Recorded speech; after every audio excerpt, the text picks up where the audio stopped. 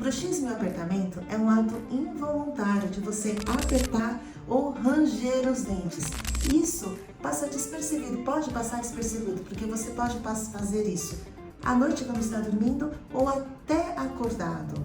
E os sintomas de quem tem o bruxismo ou apertamento são dores de cabeça, desgaste nos dentes, sensibilidade nesses dentes, dor ao abrir ou fechar a boca, estalos quando abre ou fecha a boca, dificuldade em dormir, dificuldade em mastigar certos alimentos, dores na hemiface. Se você tem um ou mais desses sintomas, fique atento, porque isso pode piorar.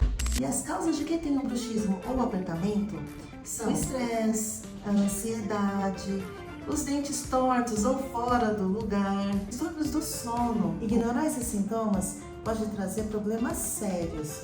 Por exemplo, desgaste irreversível dos dentes, fraturas dentárias, dificuldade em abrir ou fechar a boca. Então, ou seja, procure o seu dentista e descubra a melhor forma de tratar e prevenir o seu sorriso.